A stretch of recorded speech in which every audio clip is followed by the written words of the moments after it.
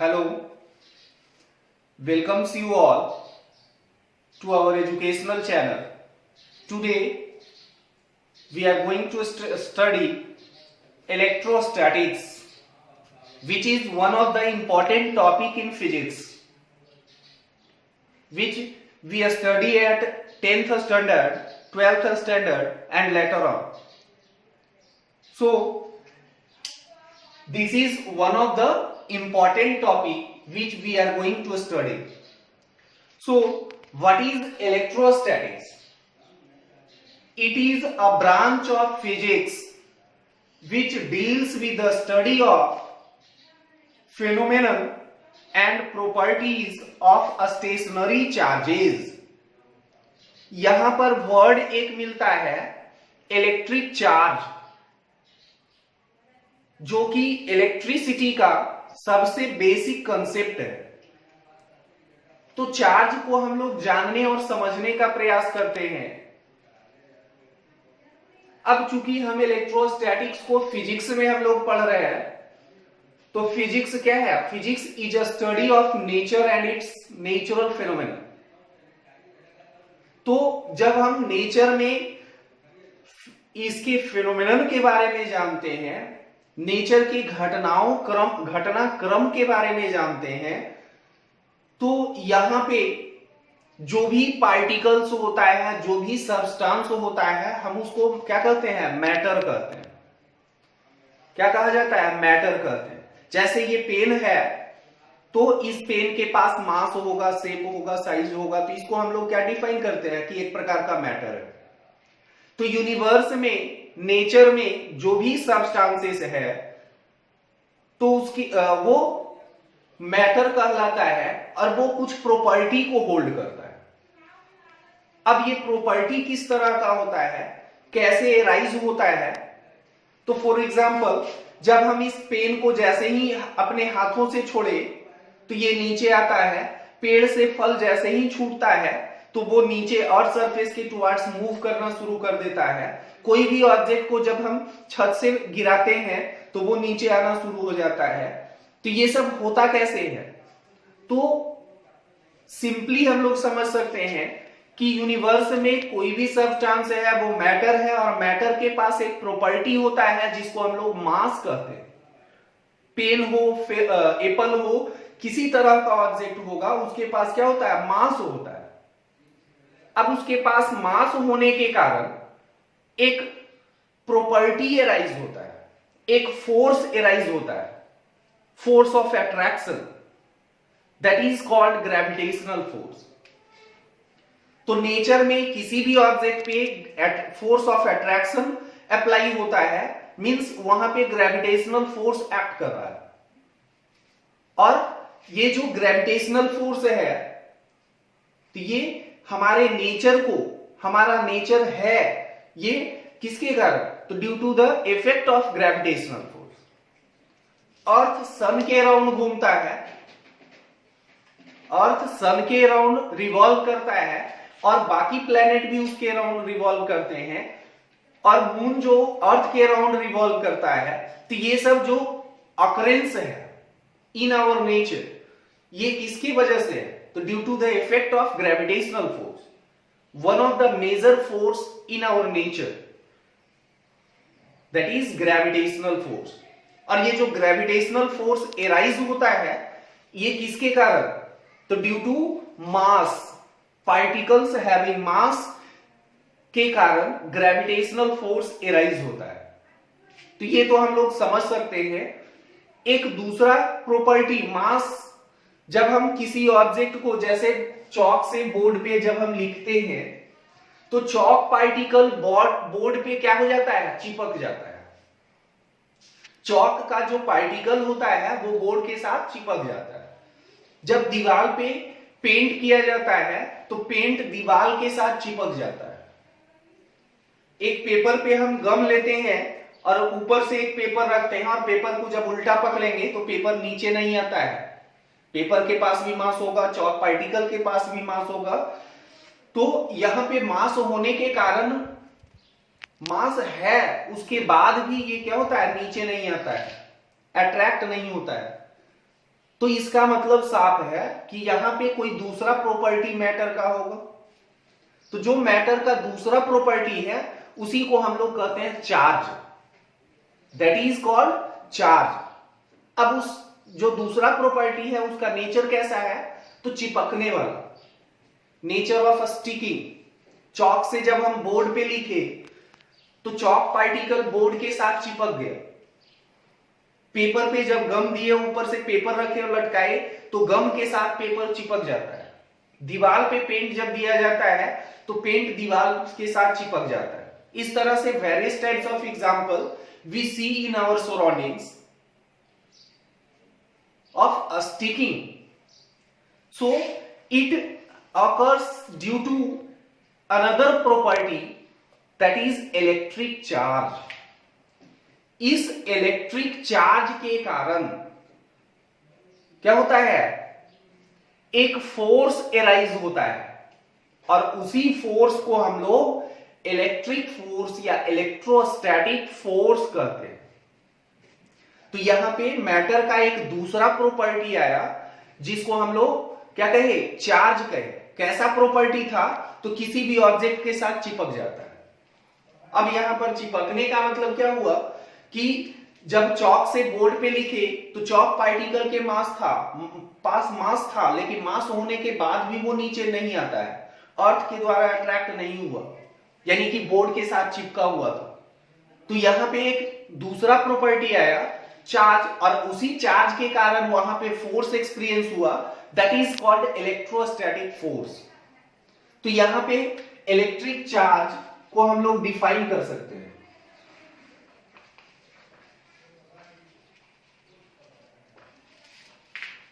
है क्या, तो it is the physical property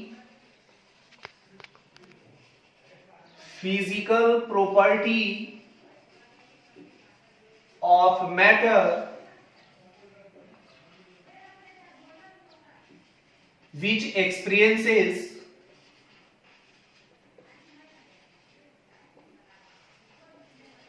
a type of force,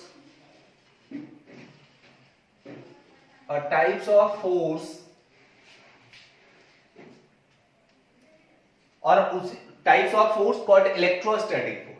तो इसी प्रॉपर्टी को हम लोग क्या कहते हैं, इलेक्ट्रिक चार्ज कहते हैं, जो कि एक प्रकार का प्रॉपर्टी है। तो यहां पर हम मैटर के दो प्रॉपर्टी के बारे में पढ़े, मास के कारण एराइज हुआ ग्रेविटेशनल फोर्स और चार्ज के कारण इलेक्ट्रोस्टैटिक फोर्स। और हमारे नेचर में यही दो तरह का मेजर फोर्स है। लॉन्ग रेंज ऑर्डर फोर्स होता है, एक तीसरा फोर्स होता है न्यूक्लियर फोर्स, जो कि एटम के न्यूक्लियस तक ही सीमित होता है। और न्यूक्लियर फोर्स को हम लोग short range order of force कहते हैं। तो ग्रेविटेशनल फोर्स और electrostatic force long range order force है, and nuclear force is short range order force. So we clearly understand the topic electric charge. है क्या, तो एक प्रकार का प्रॉपर्टी है। अब ये प्रॉपर्टी है इलेक्ट्रिक चार्ज, तो हमारे नेचर में चार्ज है कहां, तो जितना भी नेचर में सब्सटेंस है, हर एक सब्सटेंस में सफिशिएंट अमाउंट ऑफ चार्ज उपलब्ध है। अब ये पेन लिए तो पेन में चार्ज है या नहीं है, तो पेन में चार्ज क्या है कितना है, तो जितना होना चाहिए सफिशिएंट अमाउंट में। तो यूनिवर्स में कोई भी ऐसा सब्सटेंस नहीं है जिसपे चार्ज नहीं है, यानी कि हर एक सब्सटेंस पे सफिशिएंट अमाउंट ऑफ चार्ज है। अब यदि सब्सटेंस पे चार्ज है, तो जैसे हम पेन को बाल में रब किए और रब करने के बाद पीसेस ऑफ पेपर के पास रखते हैं तो अट्रैक्ट कर लेता है। क्या होता है, कैसे हुआ, तो जब हम पेन को बाल में रब किए तो रबिंग के कारण वहां पे क्या हुआ कि दो ऑब्जेक्ट के बीच इंटरेक्शन हुआ, interaction between pen and hair. Interaction यानी कि इंटरेक्शन रबिंग के कारण वहां पे दोनों सरफेस के बीच फ्रिक्शनल फोर्स आया होगा, और फ्रिक्शनल फोर्स के कारण पेन चार्ज हुआ, यानी कि इस पे चार्ज जनरेट हुआ, तो we can simply say that any object can be charged और charge can be generated on any object by physical interaction और due to frictional force that is caused by rubbing. तो जब इस pen पे charge generate हुआ तो हम इसको पीसेस ऑफ पेपर के पास रखते हैं तो दूसरे ऑब्जेक्ट को भी चार्ज करता है। तो जब हम एक बॉल लिए जो कि क्या है, चार्ज्ड है, यानी कि इस पे चार्ज जनरेटेड है, और एक बॉल लिए जो कि चार्ज नहीं है, तो जब चार्ज नहीं है तो ये चार्ज ऑब्जेक्ट इसको क्या करेगा, चार्ज करता है। तो इस प्रकार से इलेक्ट्रिक चार्ज के बारे में हम लोग जानते हैं, और इलेक्ट्रिक चार्ज जो होता है वो दो तरह का होता है। इलेक्ट्रिक चार्ज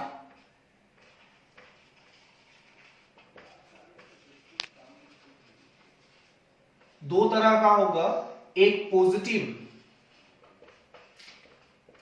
और एक negative.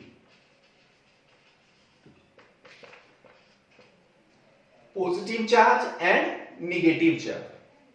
Electric charge are of two types, that is positive and negative. अब कौन सा ऑब्जेक्ट पॉजिटिव चार्ज होगा, कौन सा ऑब्जेक्ट नेगेटिव चार्ज होगा, तो हम लोग आसानी से समझ सकते हैं कि यदि किसी तरह का सब्सटेंस लेते हैं और उसमें इलेक्ट्रॉन का कमी होता है, पीछे एटॉमिक स्ट्रक्चर में हम लोग पढ़े होंगे arrangement of electron, proton, neutron in an atom. तो उसी अरेंजमेंट के आधार पर किसी भी सब्सटेंस या एटम में इलेक्ट्रॉन और प्रोटॉन होता है। Electron means negatively charge particle, proton means positively charge particle.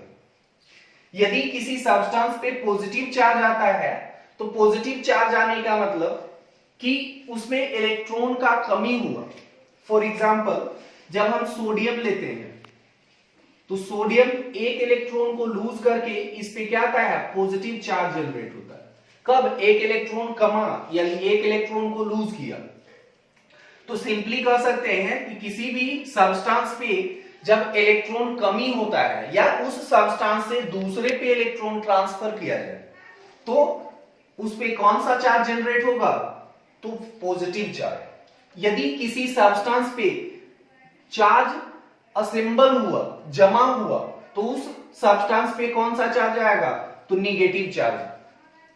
यानी कि इस एटॉमिक थ्योरी के अनुसार हम लोग समझ सकते हैं कि कौन से सब्सटेंस पे पॉजिटिव चार्ज होगा और कौन से सब्सटेंस पे नेगेटिव चार्ज होगा।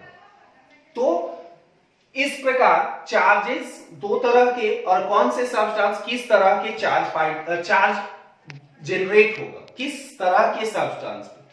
अब ये जो चार्ज होता है तो चार्ज कुछ प्रॉपर्टी को होल्ड करता है, कुछ प्रॉपर्टी, यानी कि properties of charge.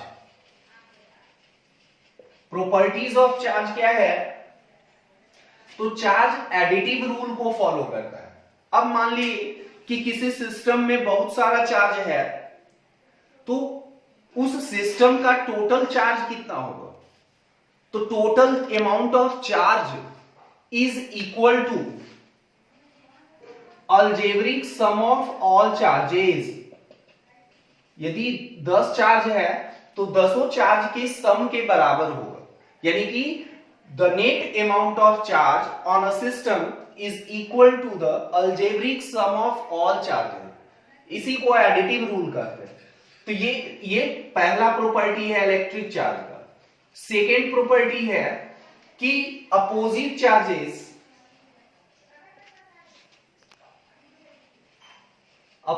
Charges attract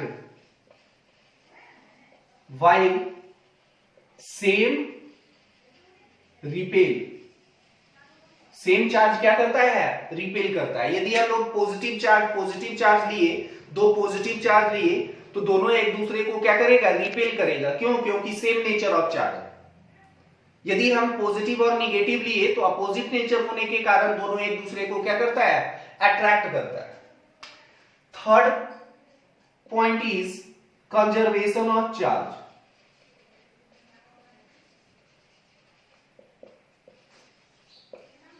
जिस तरह से हम लोग कंजर्वेशन ऑफ एनर्जी के बारे में पढ़े होंगे कि energy can neither be created nor be destroyed, it can be only transferred from one two another.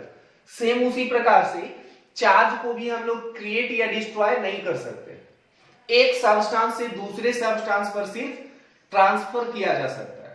That means charge remains conserved.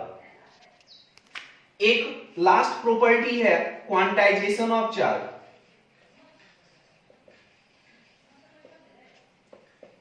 Quantization of charge, किसी भी सिस्टम या पार्टिकल पे कितना अमाउंट ऑफ चार्ज होगा, तो total amount of charge is equal to integral multiple of charges on electron where n is integer, that is 1 2 3 integer होता है। n क्या है? इंटीजर है।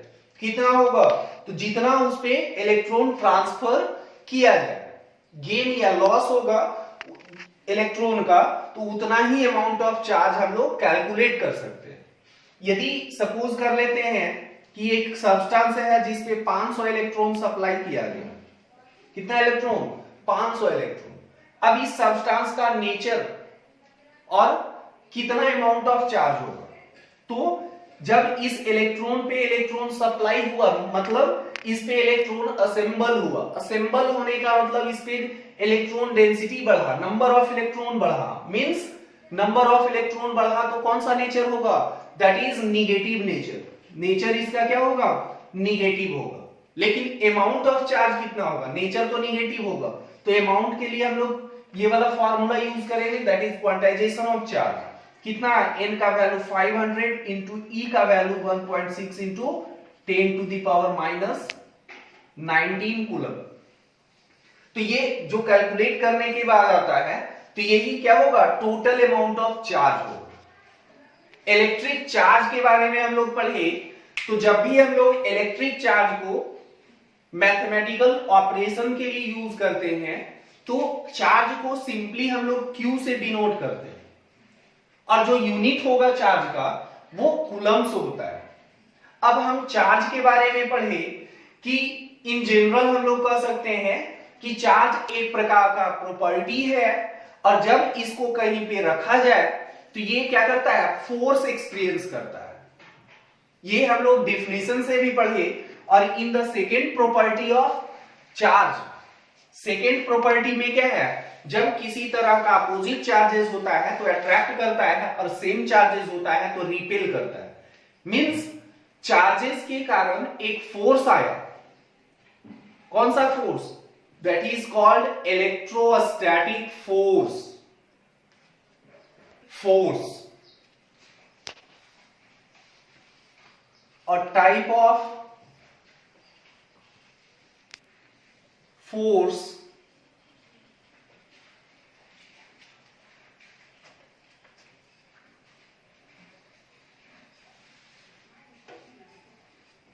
the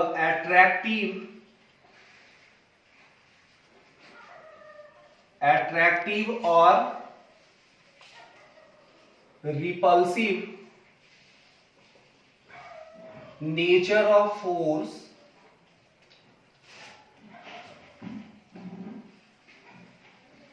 experienced by charged electric charges या charge particle.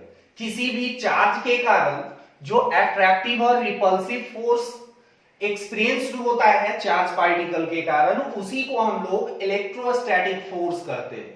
अब जब हमारे पास फोर्स के बारे में आता है, तो किसी भी चार्ज पार्टिकल पे, मान लीजिए ये चार्ज पार्टिकल है Q, तो इस चार्ज पार्टिकल पे कितना फोर्स लग रहा होगा, एक्सपीरियंस हो रहा होगा, तो ये हम लोग कैसे निकालेंगे?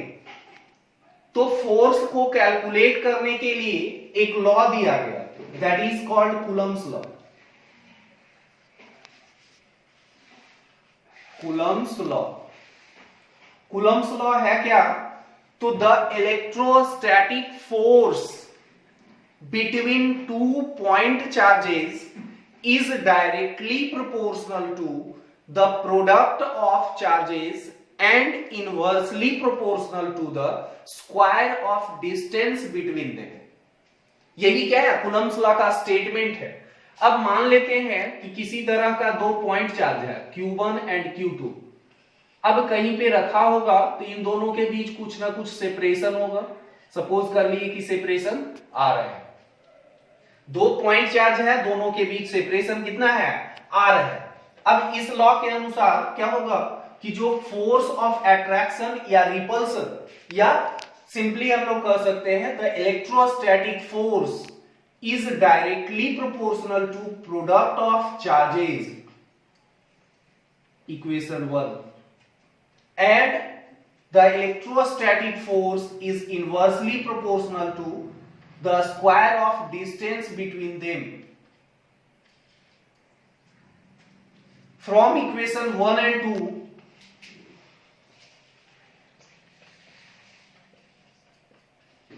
we get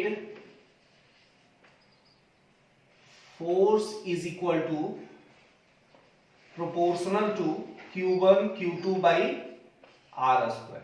अब इस प्रोपोर्शनलिटी को जब रिमूव करेंगे विथ इक्वल साइन तो एक कांस्टेंट आता है K, और यही K का वैल्यू क्या होता है 9 into 10 to the power 9 newton metre square per coulomb square, and K is also equal to 1/4 pi epsilon not.